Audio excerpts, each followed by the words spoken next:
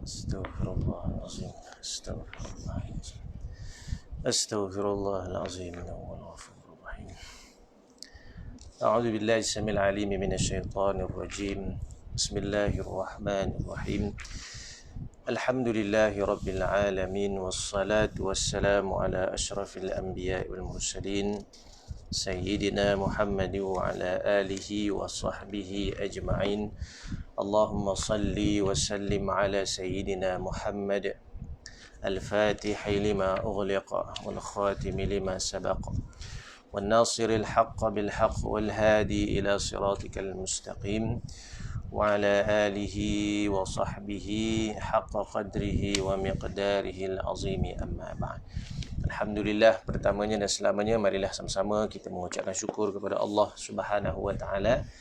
Pada malam ini alhamdulillah sekali lagi dapat kita bertemu dalam siri pengajian kitab Bidayatul Hidayah yang kita daurahkan hampir setiap minggu. Alhamdulillah, kita bersyukur pada Allah Subhanahu wa taala masih lagi diberi nikmat iman dan Islam, masih lagi diberi nikmat nyawa dan nafas, dan masih lagi kita di dalam ketaatan kebaikan yang mudah-mudahan kerja menuntut ilmu ini yang menjadi bekalan kita menghadap Allah Subhanahu wa taala insya-Allah.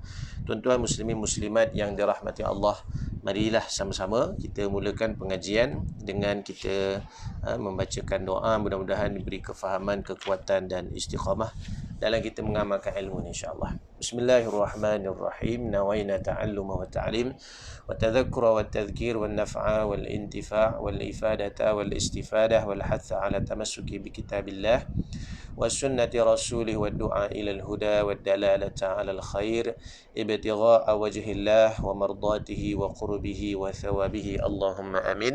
اللهم ارزقنا هداية للصواب وصدقا في القول وإخلاصا في النيات والأعمال.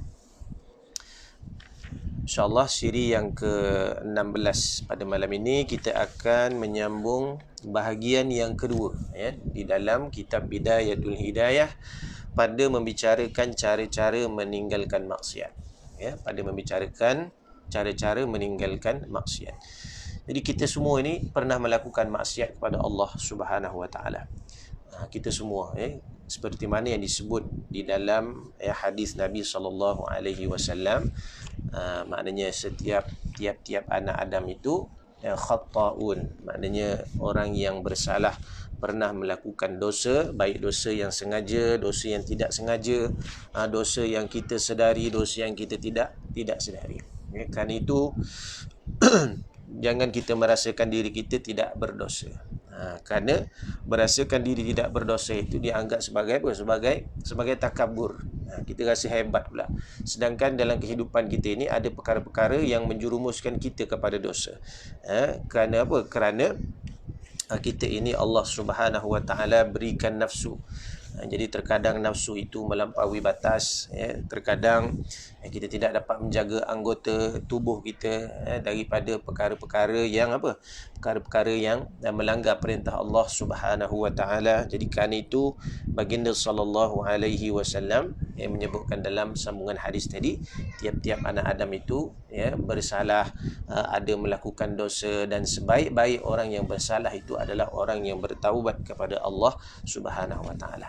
Jadi di bahagian yang kedua ini muallif rahimahullah, Imam Ghazali rahimahullah menuliskan berkenaan dengan kaedah ataupun kaifiat untuk kita berusaha di samping kita melaksanakan ketaatan kepada Allah, maka diajar juga satu lagi cara mendekatkan diri pada Allah adalah dengan kita meninggalkan maksiat. Dengan kita meninggalkan maksiat. Jadi tuan-tuan muslimin muslimat dirahmati Allah Subhanahu wa taala, pernah ditanya kepada seorang ulama,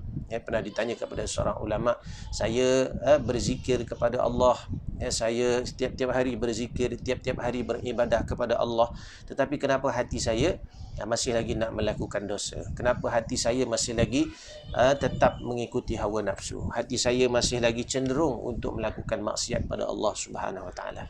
Maka Tok Guru ni kata perumpamaan kita nak meninggalkan nafsu ini seperti contoh, diberi satu contoh. Kalau kita ini menghalau seekor anjing atau kita menghalau anjing-anjing daripada rumah kita, ya, akan tetapi dalam rumah kita tu masih ada lagi tulang belulang ataupun makanan yang disukai oleh anjing. Ya, adakah anjing itu akan pergi? Tok Guru ni tanya pada murid ni. Ya, maka murid tu kata, ya, mesti anjing-anjing tidak akan kembali. Begitu jugalah dengan hawa nafsu. Ya, kenapa nafsu masih dituruti? Kenapa kita masih cenderung kepada maksiat? Keinginan kita kepada melanggar perintah Allah itu masih ada kerana nafsu yang tidak ditarbiah dengan baik. Nafsu yang tidak ditarbiah dengan baik. Nafsu yang kita rasa kita mampu mengawalnya, sedangkan Allah Subhanahu Wa Taala yang mencipta nafsu. Ya, dan juga kita nak mendidik nafsu ini bukan sekadar kita hanya baca kitab sahaja. Bahkan kita kena mengambil ilmu ini daripada dada-dada para ulama, daripada guru-guru kita, bagaimana guru-guru kita mengajarkan kaedah meninggalkan maksiat, selain daripada melaksanakan ketaatan kepada Allah Subhanahu Wa Taala. Jadi dalam bab kita nak mentarbiah diri kita ini untuk meninggalkan maksiat kepada Allah Taala, ya, setiap orang berbeza-beza. Dia ubat dia tidak sama. Walaupun matan ataupun dalam kitab ni teks dia menyuruh sekian-sekian, ubatnya sekian-sekian, tetapi bila kita berhadapan dengan nafsu kita sendiri, kita saja yang kenal diri kita. Kita yang kenal diri kita. Dan kita tahu mana yang sesuai untuk nafsu kita. Sebab itulah perlu kepada guru yang mursyid, murabbi yang mursyid untuk apa? Untuk dia memberikan ubat yang tepat, supaya dengan ubat itu kita amal, menjadikan nafsu kita tunduk, seterusnya memudahkan kita untuk beribadah kepada Allah Subhanahu Wa Taala. Jadi dalam bab yang pertama, bahagian pertama yang selama 15 minggu, 15 siri kita baca berkenaan dengan adab-adab ketaatan. Jadi bahagian kedua ni maknanya cara-cara untuk kita meninggalkan maksiat kepada Allah Subhanahu Wa Taala. Ketahuilah wahai talib penuntut ilmu bahawa agama itu terdiri daripada dua bahagian. Maknanya dalam kita melaksanakan perkara agama ada dua perkara. Yang pertama iaitu apa dia? Iaitu melaksanakan ketaatan kepada Allah Subhanahu Wa Taala. Melaksanakan ketaatan, fi'lut ta'at ataupun imtithal awamirillah, iaitu mengikuti perintah Allah Subhanahu Wa Taala. Itu telah kita jelaskan dalam perbincangan kita sebelum ni, bermula dalam bab taharah, kemudian dalam bab salat, menyentuh dalam bab puasa, dan juga ibadah-ibadah yang lain. Itu bahagian yang pertama. Yang kedua adalah yang ini kita bincang malam ni, wa tarkus syahwat, dan juga ataupun tarkul manahi, meninggalkan maksiat ataupun perkara yang dilarang, ataupun menegah hawa nafsu. Jadi hawa nafsu ni bukan mudah. Dia seumpama kuda yang liar, yang mesti kita tahu cara nak memegang tali kekang seekor kuda ini. Kita tak pernah naik kuda, tiba-tiba kita naik kuda, meloncat-loncat kuda tu. Kenapa? Sebab kita tak ada ilmu cara menunggang kuda. Begitu juga dalam kita nak mengawal hawa nafsu ni, mesti ada guru, mesti ada ilmu dia, supaya kita dapat mengawal hawa nafsu ni dengan baik. Dan hawa nafsu ni dia tidak kenal umur. Hawa nafsu tidak kenal umur. Dia tidak kenal jantina, lelaki ke perempuan. Dia tak kenal umur 20, 30, 40, 50 ke. Dia tidak kenal. Dan kerja dia memang Allah Ta'ala cipta nafsu ni adalah untuk apa? Untuk Allah Ta'ala uji kita dengan keinginan-keinginan dunia dan juga perkara-perkara syahwat. Itu nafsu. Dia tak kira. Sebab tu kita tengok ada orang yang makin berusia makin teruk, makin jauh daripada Allah. Ada orang yang di usia muda oleh kerana dia dapat belajar, dia tahu ilmu, dia dapat guru yang membimbing dia, maka dia boleh mengawal hawa nafsu dia. Sahabat-sahabat, tuan-tuan muslim-muslimat dirahmati Allah. Jadi ada dua perkara dalam agama kita ini. Kalau kita dapat melaksanakan kedua-duanya, alhamdulillah. Meninggalkan maksiat adalah lebih berat daripada mengerjakan taat. Meninggalkan maksiat ni satu perkara yang sangat besar. Bahkan sebagian ulama mengatakan kalau kita dapat meninggalkan maksiat, maknanya dalam sehari tu kita boleh jaga hati kita daripada maksiat hati, anggota tubuh kita daripada apa? Daripada Allahumma salli alaihi wasallam, daripada dosa-dosa yang zahir. Hati ni berat dosa dia. Dosa yang zahir ni biasa maknanya kita buat ni, seperti mata, tangan, telinga, benda-benda itu pun kena tahu dia punya kaedah untuk untuk kita mengatasinya. Jadi kalau dapat jaga, maka ya kata ulama, orang itu adalah tergolong di kalangan orang-orang yang siddiqin. Siddiq maknanya orang yang membenarkan Allah Ta'ala jiwa, maknanya rohani dan juga jasmani dia, zahiran wa batinan. Orang kemudian disebutkan kerana mengerjakan taat senang dibuat oleh setiap orang, tetapi meninggalkan syahwat yakni maksiat hanya dapat dilakukan oleh orang-orang siddiqin. Dan sabda Nabi SAW, al-muhajiru, seorang yang berhijrah itu sebenar-benarnya apa dia? Man hajara su, iaitu orang yang berhijrah daripada kejahatan. Wal mujahidu man jahada hawahu, dan juga orang yang mujahid itu sebenar-benarnya adalah orang yang bermujahadah akan hawa nafsu. Ya, benda ni tak nampak, benda dalam, ataupun kita panggil benda ghaib lah. Ya, hati, jiwa kita, nafsu kita yang kita nak bimbing ini, saya sebut tadi syaratnya mesti pertama ada ilmunya, dan yang kedua ada gurunya, dan yang ketiga, ini guru-guru kita sebut, ulama-ulama kita sebut, cara kita nak mengekang hawa nafsu mesti ada amalannya. Mesti ada amalan, maknanya amalan ketaatan, yang mana dengan amalan itu mampu untuk menundukkan nafsu. Ini dalam perkara-perkara taat, ada adab melaksanakan ketaatan kita dah belajar sebelum ni. Antaranya dengan berpuasa. Fasa pertama, cara meninggalkan maksiat yang zahir, yakni maksiat anggota. Jadi maksiat ni ada dua. Ya, pertama maksiat zahir, luar kita, dan yang kedua adalah maksiat batin. Maksiat batin ni lebih berat. Sebab benda tak nampak dan lebih susah untuk dibersihkan, lebih susah untuk kita tarbiyah, melainkan melalui guru-guru mursyid, yang murabbi yang mursyid. Perkara ni sangat mesti dititik beratkan. Sebab itu setiap orang, setiap hari, setiap ketika perasaan berbeza-beza. Dan ketika itulah dia diuji oleh Allah Subhanahu Wa Taala cara dia mengurus hati dia. Sebab itu kata sebagai ulama-ulama tasawuf, yang perkara dalam dunia ni yang paling susah diuruskan bukanlah urusan manusia, bukanlah urusan pekerjaan, bukanlah urusan bisnes dan sebagainya, tapi yang paling susah diusahakan, paling susah kita nak hadap setiap hari dan ketika adalah urusan hati kita sendiri. Urusan hati. Sebab itu kalau kita dapat menundukkan nafsu, menundukkan hati kita menghadap pada Allah Ta'ala, maka semuanya mudah. Urusan dunia dan akhirat kita mudah. Ketahuilah bahawasanya apabila engkau melakukan sesuatu maksiat, sebenarnya engkau melakukan maksiat itu dengan menggunakan anggota badanmu yang merupakan nikmat Allah. Allahu Akbar. Ini kita sebut kita masih lagi di dalam apa?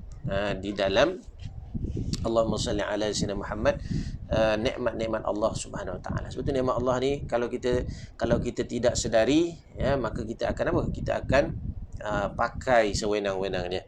Macam umpama kita pakai motor orang lah, kita pinjam, kita rasa motor tu motor kita pun pakai saja. Ya, sampailah tuan dia minta balik, tengok tuan dia minta, dah rosak dah motor, contoh kan. Jadi apa respon tuan tu? Mesti tuan tu marah.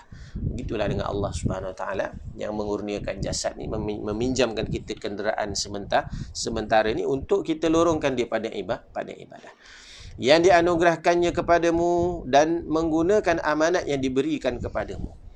Jadi ketika engkau menggunakan anggotamu untuk melakukan maksiat, bermakna engkau telah menyalahgunakan nikmat yang diberikan oleh Allah dan khianat terhadap amanah ini. Allahu Akbar. Jadi setiap daripada mata kita, mulut kita, hidung kita, telinga kita, tangan, kaki, kemaluan, perut, semuanya milik Allah Subhanahu Wa Taala. Kenapa saya tak sedar perkara ni, Ustaz? Sebab bila kita belajar baru kita sedar. Bila kita belajar, kita dapat ilmu, baru kita faham. Bukan ya mudah-mudah. Maknanya Allah Ta'ala memang bagi kita free, kita pakai ni, tetapi mesti digunakan terhadap perkara-perkara yang diridai oleh Allah Subhanahu Wa Ta'ala. Sabda Nabi SAW, kullukum ra'in wa kullukum mas'ulun an ra'iyatih. Fa kullukum ra'in. Maka kamu semua ini adalah ra'in. Apa ra'in? Pemimpin. Kalau dalam bahasa, kalau orang gembala kambing, ra'i ni memang penggembala kambing. Wa kullukum mas'ulun, dan setiap daripada kamu mas'ul. Mas'ul ni apa? Akan ditanya. Asal perkataan sa'ala, sa'ilun. Sa'ilun orang yang bertanya, mas'ulun orang yang akan ditanya kelak an ra'iyatih, tentang apa rakyatnya, di bawah kepimpinannya, itu akan ditanya. Orang tu siapa? Kita lah, akan ditanya oleh Allah SWT akan tiap-tiap nikmat. Tubuh badan ditanya, hidupnya ditanya, ilmunya ditanya, duitnya ditanya, umurnya ditanya, anak-anaknya ditanya, isterinya ditanya. Ini semua persoalan-persoalan yang mesti kita hadap besok di hadapan Allah Subhanahu Wa Taala. Dan ketahuilah olehmu bahawasanya semua anggotamu akan bersaksi di atas segala perbuatanmu di padang mahsyar kelak, dan menuturkan perkataan dengan lancar dan terang.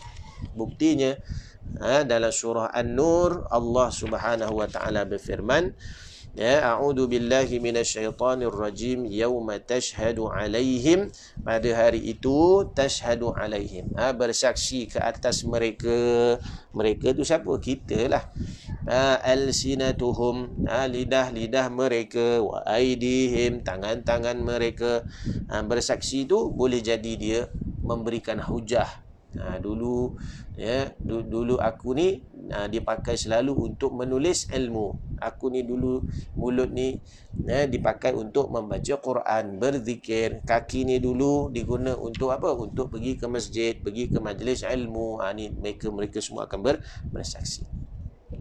Wa arjuluhum, dan kaki-kaki mereka, bima kanu ya'malun, dengan apa yang mereka perbuat. Dalam surah Yasin sama juga Allah Ta'ala sebut cerita pada hari itu, al-yawma nakhtimu ala, pada hari itu ditutup ke atas afwahihim, mulut-mulut mereka, wa tukallimuna, dan berkata-kata kepada kami, aidihim, tangan-tangan mereka. Tangan boleh bercakap, Ustaz. Yang inilah kuasa Allah Ta'ala. Semua jadi saksi di hadapan Allah. Wa tashhadu arjuluhum, dan kaki-kaki mereka menjadi saksi. Maknanya dekat dunia dulu pergi mana, buat apa, guna untuk apa. Bima kanu yaksibun, dengan apa yang diperbuat di atas dunia. Maka jagalah baik-baik seluruh anggotamu, kata Imam Ghazali rahimahullah, khususnya anggotamu yang 7, kerana pintu neraka itu 7 pula. Ini ulama-ulama sebut. Bahkan dalam kitab Penawar Bagi Hati, Syekh Abdul Qadir Mandili Al-Makki rahimahullah juga menyebut sedemikian berkenaan dengan 7 anggota yang mesti dijaga. 7 anggota yang mana 7 anggota ini menjadi pintu kepada neraka, dan boleh jadi pintu kepada syurga. Jadi syurga itu ada 8 tingkatannya, kemudian neraka itu ada 7 tingkatannya. Sama dengan 7 anggota kita yang mesti kita jaga. Jadi Allahumma salli ala Sayyidina Muhammad. 7 ini yang besar. Jadi tidaklah termasuk anggota-anggota yang lain, tapi meliputi kita panggil. 7 ni yang besar, nanti kita akan sebutkan. Jadi Allahumma salli ala Sayyidina Muhammad. Begitu Allahumma salli ala Sayyidina Muhammad. Dalam kita nak menilik hawa nafsu kita ini, ulama-ulama tasawuf menyebutkan bahawa dalam hati kita ni, dalam nafsu kita ini, dia ada tenteranya. Dia ada tenteranya. Hati ni, nafsu kita ni ada tenteranya. Maknanya dia punya tentera ni kita kena berjaga-jaga. Nafsu ni, Apa beza hasutan nafsu dan hasutan syaitan? Nafsu ni kalau dia nak sangat. Itu nafsu. Tak percaya tanya orang perempuan, kan? Sebab tu orang perempuan ni, masya-Allah, suatu gambaran yang Allah Ta'ala bagi. Tapi bukan semua orang perempuan yang bertakwa kepada Allah jaga. Tapi kita nak bagi gambaran mudah. Dan sama juga lelaki pun sama. Kalau dia tak jaga, maka dia kalau nak, dia akan nak juga. Jadi Allah SWT itu contoh. Maknanya nafsu ni selagi dia tak dapat, dia nak. Itu nafsu. Dia menuntut. Walaupun contohlah dah berusia sekalipun, selagi dia tak dapat, dia nak juga. Ini contoh. Dipanggil sebagai apa? Godaan hawa nafsu. Beza dengan godaan syaitan. Godaan syaitan ni, cara kita nak kesan dia, syaitan ni dia licik sikit. Syaitan ni bila dia nak goda kita, dia lihat kepada status keimanan kita. Kalau kita ni iman sekolah tadika, dia hantar syaitan sekolah tadika. Syaitan kecil lah contoh. Kalau dia iman profesor, iman syekh, ataupun iman tuan guru, dia hantar yang tuan guru yang besar-besar, ya. Jadi syaitan ni dia pandai. Kalau orang yang lemah iman, maka dia akan membisikkan supaya buatlah sesuatu maksiat itu. Dia bisik, buatlah, bila lagi nak buat. Jadi didatangkan was-was itu. Kita pun bertembung iman kita. Nak buat ke tak buat? Nak buat ke tak buat? Buatlah. Orang tak ada, kita buatlah. Contoh. Orang tak nampak, kita buatlah. Orang bukan tahu pun, kita buatlah. Ini dipanggil iman tahap yang rendah. Dia hantar syaitan yang rendah. Ni hasutan syaitan. Syaitan ni dia tak keluar depan kita menjelma jadi hantu ke, tak ada. Dia hasutan ni memang was-was. Sebab tu kita berdoa alladzi qul a'udzu birabbin nas, kita berdoa dengan surah Muawwidhatan. Dua surah pelindung itu adalah antaranya melindungi daripada hasutan syaitan, was-was. Ya. Alladzi yuwaswisu fi sudurin nas. Yang mana syaitan tu kerjanya memberi was-was kepada hati manusia. Kalau nafsu dia nak sangat. Kalau syaitan ni dia licik. Dia bagi was-was kepada kita. Jadi kita tahu kalau dia ada dua soalan tu, maknanya syaitan punya hasutan tu. Tapi kalau dia terus terdorong kepada maksiat sebenarnya, itu memang hawa nafsu kita. Ya. Terdorong yang kita panggil straight kepada maksiat, itu adalah hawa nafsu.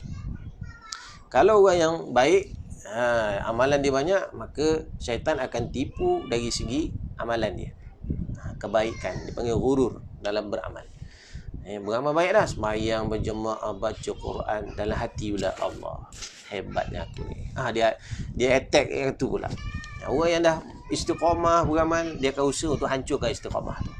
Dia buat kita lupalah, dia buat kita lalai dengan perkara-perkara yang tidak sepatutnya. Ini sebagai contoh untuk kita faham beza antara hasutan syaitan dan hasutan nafsu. Hasutan syaitan insya-Allah mudah untuk kita buang. Apa cara dia, Ustaz? Antaranya dengan memperbanyakkan zikrullah, ataupun bahasa mudahnya kita menyebut nama-nama Allah. Kita baca Quran, kita baca tasbih, subhanallah, alhamdulillah, wala ilaha illallah, wallahu akbar, kita baca tahlil, kita baca salawat, dia larilah. Kita baca maulid pun dia lari. Ni syaitan. Tapi kalau nafsu ni, dia tak makan dengan tu. Ni kena beza. Nafsu kebiasaannya adalah dengan mujahadah. Dia sembahyang, dia baca Quran, hati dia kental. Dia panggil israr, degil dengan berterusan melakukan maksiat. Itu bukan salah syaitan, itu salah nafsu dia. Dia salah mendidik nafsu dia. Jadi kaedah dia adalah dengan mujahadah. Maka dalam mujahadah tu ada riadah. Dia kena, riadah ni maksudnya bersukan. Tapi dalam tasawuf bukan maksud bersukan. Maksudnya dia perlu melakukan apa? Perkara yang berterusan, konsisten, untuk dia menekan nafsu dia. Memperbanyakkan puasa sunnah, mengurangi makan, kurangkan berkata-kata, kurangkan campur perkara-perkara yang lara. Ini contoh riadah. Contoh riadah. Kita nak sukankan hati kita ni supaya nafsu kita tunduk. Baik, apa anggota itu? Kita masuk kepada 7 anggota itu. Yang pertama adalah menjaga mata. Mata ni, ya Allah, nikmat sebesar-besar nikmat. Dulu ada satu kisah seorang Bani Israel yang soleh, yang mana Allahumma salli ala Sayyidina Muhammad, dia beribadah lama, ya. Orang Bani Israel ni umur dia panjang-panjang, tuan-tuan. Ada 150 tahun, ada 300 tahun. Ibadah saja. Siang puasa, malam qiyamul lail. Kemudian siang puasa itu bukan saja puasa, masuk berjihad fisabilillah, ya. Satu hari Allah Ta'ala cabut nyawa dia. Malaikat maut jemput dia. Dia meninggal, ya. Kemudian dia bertemu dengan Allah Subhanahu wa Ta'ala. Jadi Allah Ta'ala kata pada malaikat, wahai malaikat, kau masukkan orang ni ke dalam syurga dengan rahmatku. Maka orang Bani Israel ni pun bertanya, ya Tuhanku, ya Allah, aku kat dunia ni tak pernah bermaksiat pada engkau, ya Allah. Aku taat saja. Tak pernah aku puasa siang, aku berjihad, malah aku qiyamul lail. Tak ada aku buat maksiat pada engkau ya Allah. Tapi kenapa aku masuk syurga? Dengan sebab rahmat-Mu ya Allah. Orang tu persoalkan Allah Ta'ala. Ya? Jadi Allah Ta'ala kata pada malaikat tadi, tahan dia. Jangan masukkan dulu dalam syurga. Tahan dia. Ya? Jadi Allah Ta'ala berkata sekali lagi kepada malaikat, wahai malaikat, masukkan dia dalam syurga dengan rahmat-Ku. Lalu orang tadi mempersoalkan lagi, ya Allah, ya, adakah aku masuk syurga ni dengan ibadahku? Lalu Allah Ta'ala tahan lagi, tak bagi orang ni, kerana mempertikaikan akan rahmat Allah Subhanahu Wa Ta'ala. Lalu Allahumma salli ala Sayyidina Muhammad. Apa yang berlaku? Ya, Allah Ta'ala pun suruh malaikat tadi ambil, ya, nikmat mata dia, ya, nikmat penglihatan dia. Allah Ta'ala letak atas mizan, ya, suruh malaikat letak atas mizan, dan juga amalan dia. Ya, bila dia letak saja sebelah mata dia, penglihatan dia, maka apa? Maka mata tu lebih berat daripada amalan dia yang beratus tahun melaksanakan ketaatan kepada Allah. Maka hamba ni tertunduk, dia malu pada Allah, mohon ampun kepada Allah. Ya, lalu dia berdoa, ya Allah, masukkanlah aku ke dalam syurga-Mu dengan rahmat-Mu ya Allah, bukan dengan amalanku. Sebab itu benarlah dalam hadis Nabi SAW, maknanya kita semua ni insya-Allah akan masuk syurga dengan rahmat Allah. Nak dibanding dengan amalan, lagi kita lah orang akhir zaman ni. Ya. Macam kita lah, macam saya sendiri pun, kita semua ni kan. Kadang-kadang amalan kita ni tak seberapa sangat. Baca Quran sehari berapa? Sembahyang sunat lagilah. Berzikir apatah lagi. Qiyamul lail jauh sekali. Ya. Tetapi apa? Ada rajak. Sifat harap pada Allah. Mudah-mudahan amal sedikit ni kau terimalah ya Allah. Mudah-mudahan masuk syurga tu dengan rahmat Allah. Di samping ada khauf, ada takut, ya Allah masuk ke tak masuk ya Allah. Ni mesti diseimbangkan antara rajak dan khauf. Jadi mata itu kurnia Allah yang sangat besar. Jadi peliharalah matamu. Apa dia punya kaedah? Kaedah meninggalkan maksiat dengan anggota mata. Pertama, pelihara dari melihat perempuan yang bukan mahram. Tapi dia pakai tudung, ustaz, saya tak boleh ke tengok? Kalau ikut ulama-ulama tasawuf, menegah perkara itu. Hatta orang perempuan yang pakai tudung, litup dan juga pakai purdah sekalipun, seeloknya tak payahlah tengok. Menundukkan pandangan. Sebab tu bila dalam ayat Al-Quran, Allah Ta'ala bila sebut, wahai orang-orang yang beriman, tundukkan pandanganmu, ya, dan juga jagalah kemaluanmu. Allah sebut tundukkan pandangannya, tundukkan pandangan mata kita ini, ya, dan juga Allah sebut berkenaan mata dan kemaluan, kerana dia ada sangkut paut. Jadi kesan pada mata ni, ya, bila kita melihat, kesan dia sangat cepat, sehingga kata ulama, kesan dia pada hati lebih cepat daripada kita masak air. Maknanya air mendidih tu lambat. Kita pasang api, nak tunggu air tu mendidih lambat. Kalau mata tu tengok benda-benda yang kotor, maka lebih cepat memberi kesan kepada hati. Jadi kalau kita tengok, hatta tengok orang yang menutup aurat sekalipun, kalau lah diikutkan menurut ulama-ulama tasawuf ni, ditegah. Walaupun perkara itu kita boleh tengok, urusan muamalat, bekerja dan sebagainya, boleh tengok, harus hukumnya. Bukan suruh tengok, harus. Tetapi tidak digalakkan untuk menjaga hati. Jadi pemandangan tu bukan untuk dinikmati, tetapi untuk sekadar melepaskan hajat dunia saja. Muamalat, kita nak beli barang, kita berurusan dengan orang perempuan, walaupun orang tu pakai tudung litup penuh lah, pakai purdah sekalipun, seeloknya kita tundukkanlah pandangan. Itu yang terbaik. Ya. Yang kedua, pelihara daripada melihat gambar-gambar lucah yang membangkitkan syahwat. Gambar ke, video ke, iklan ke, apa sajalah yang boleh membangkitkan syahwat. Membangkitkan syahwat, ya. Termasuklah apa? Termasuklah maksudnya rancangan-rancangan yang ada di televisyen ke, di internet dan sebagainya. Kita sendiri yang kena tapis. Kita sendiri yang kena tapis. Pandangan, ya. Sebab susah zaman sekarang ni. Buka telefon, iklan lah macam-macam, ya. Jadi kita sendiri yang kena cerdik, kena pandai. Taib. Bagaimana untuk saya terangkan kepada murid berumur 5 tahun soalan anak murid saya, cikgu, rahmat itu apa? Rahmat itu apa? Rahmat ini adalah kasih sayang Allah. Rahmat itu kasih sayang Allah. Dan kasih sayang Allah ni terlalu banyak Allah terjemahkan. Contohnya yang paling banyak Allah terjemahkan pada orang perempuan. Apa bukti kasih sayang Allah? Seorang ibu yang mempunyai rahim. Rahim itu asal perkataan rahimah. Rahmat juga asal perkataan rahimah. Jadi kasih Allah Ta'ala, maknanya orang perempuan lah yang melahirkan anak. Oleh kerana rahmat Allah. Maknanya rezeki keluar daripada situ. Itu sebagai contoh. Rahmat Allah yang lagi, kalau kita tengok kasih sayang Allah, Allah turunkan hujan. Ni kalau kita nak terangkan pada anak-anak kita. Anak-anak, cara penerangan kita berbeza macam saya terangkan pada tuan-tuan. Tuan-tuan tak perlu dah saya cerita. Tapi kalau anak-anak ni, kita kena banyak bagi contoh.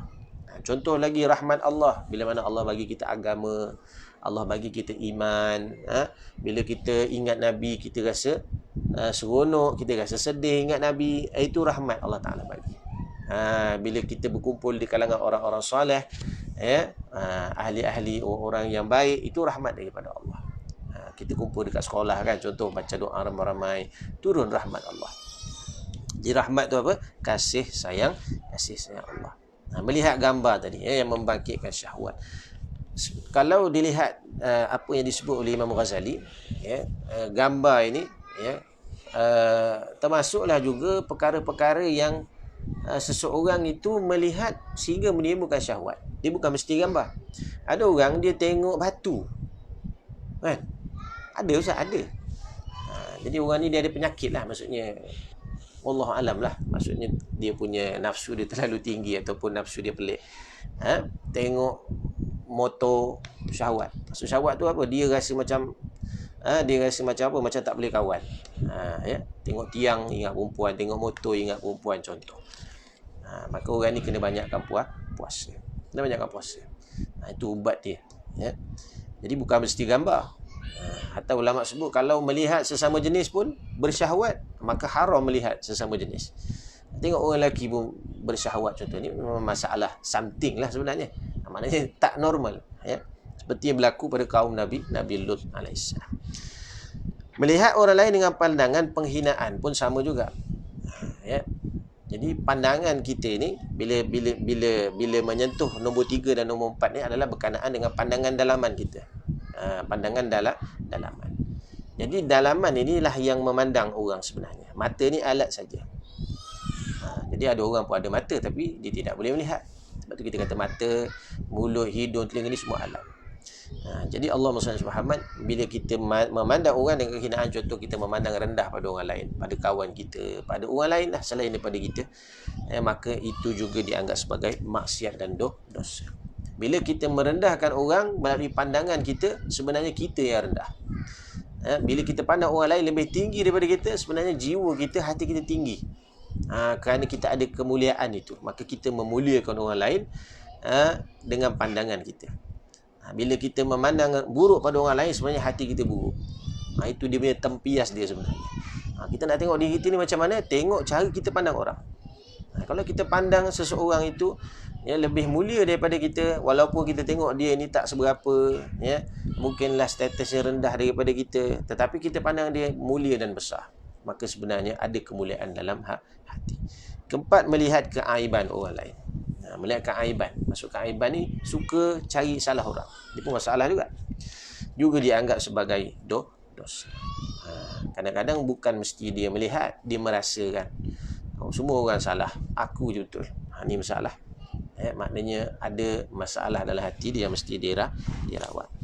Kedua, menjaga telinga. Hendaklah engkau menjaga telingamu daripada mendengar perkara-perkara bid'ah atau seumpamanya yang menyebut yang jahat, perkataan yang sia-sia. Menyebut perkataan yang sia-sia. Jadi Allahumma salli ala sayyidina Muhammad. Bila kita sebut bab telinga ni, telinga ni pun alat, alat yang mana Allah Subhanahu Wa Taala jadikan untuk kita dengar perkara-perkara yang baik, dengar kalamullah, dengar hadis-hadis Nabi, dengar ilmu, dan jangan mendengar perkara-perkara yang bid'ah. Apa perkara yang bid'ah ini? Perkara yang tidak yang tidak ada usul, yang tidak ada yang tidak ada keperluan untuk kita dengar. Contoh dia perkara yang orang bodoh suka dengar. Disebutkan orang yang bodoh suka dengar. Apa orang bodoh suka dengar? Contoh dia suka dengan lawak-lawak. Lawak ni nak dengar tak salah. Tapi jangan jadikan apa? Jangan jadikan kegemaran. Jadi seronok lah. Lawak ni ada keperluan dia untuk mengembirakan hati kita. Tapi jangan sampai dengan sebab lawak ni jadi kegemaran kita pula. Itu sebenarnya menggelapkan hati. Kita kata tak boleh, boleh. Tapi gunakan untuk perkara-perkara kebaikan. Diciptakan telinga untuk mendengar kalamullah, hadis-hadis Nabi, kalam hikmah para awliya. Gunakan untuk mendengar ilmu pengetahuan, ya, dan juga ilmu yang dapat mencapai kerajaan yang kekal dan kenikmatan yang abadi, yakni di dalam syurga. Jangan dengar itu dipanggil sebagai perkara bid'ah, itu perkara yang tak sepatutnya, ya, perkara yang agama tidak galakkan. Perkara-perkara lawak, tak? Lawak ni kadang-kadang orang melawak hari ni melampaui batas, sehingga perkara agama pun semua nak dilawakkan, ya. Jadi berhati-hati. Kalau tok guru kita dulu mengajar bukan tak lawak juga, tapi tak semua, ya, tidak semuanya lawak. Maknanya ada part-part, ya, maknanya bahagian-bahagian yang mesti tegas, khususnya dalam perkara-perkara agama. Sabda Nabi SAW, innal mustami'a syarikul qail. Orang yang mendengar itu, yang maknanya seseorang yang mengumpat orang lain, maknanya tapi dia dengar umpat dengan dia seronok dengar. Ni masalah kan ni. Wa huwa ahadul mughtabain. Dia juga dikira dari salah seorang yang mengumpat itu. Contoh ada kawan mengumpat, kita dengar, seronok. Sepatutnya hati kita istighfar, menafikan, benci, tak suka benda-benda umpat. Kalau bahasa hari ni panggil gosip lah. Itu bahasa sopan supaya tak nampak salah. Sebenarnya mengumpat. Jadi tidak bagus, ya. Sebab itulah Allahumma salli ala Muhammad, gunakan telinga kita ni sebaik-baiknya. Ketiga, insya-Allah yang terakhir, menjaga lidah. Menjaga lidah. Ya, jadi rasanya dah insya-Allah kita berhenti sekadar ini dulu. Kita akan sambung insya-Allah pada hari Rabu ini, insya-Allah kita akan sambung, ya. Berkenaan dengan cara menjaga lidah. Jadi begitulah. Ini dua anggota dulu, menjaga mata dan telinga. Kita usahakan, kita usahakan untuk kita takdib, untuk kita tarbiyah mata dan telinga kita ni. Mudah-mudahan kita nak bercakap ni nampaknya mudah, tapi bila kita nak buat, itulah perkara yang paling susah. Jadi apa pun perkara yang berkait dengan nafsu, untuk kita menunduk ke hawa nafsu setelah kita bermujahadah, maka bermohonlah kepada Allah Subhanahu Wa Taala, Tuhan kita yang menciptakan nafsu ini. Jadi mudah-mudahan Allah Subhanahu Wa Taala memberkati kita, merahmati kita, memudahkan urusan kita, khususnya dalam kita nak bermujahadah di akhir zaman ini, insya-Allah. Sekadar itu yang baik datang daripada Allah. Kurang lemah dan hina kekurangan di saya sendiri. Maafu minkum. Assalamualaikum warahmatullahi wabarakatuh.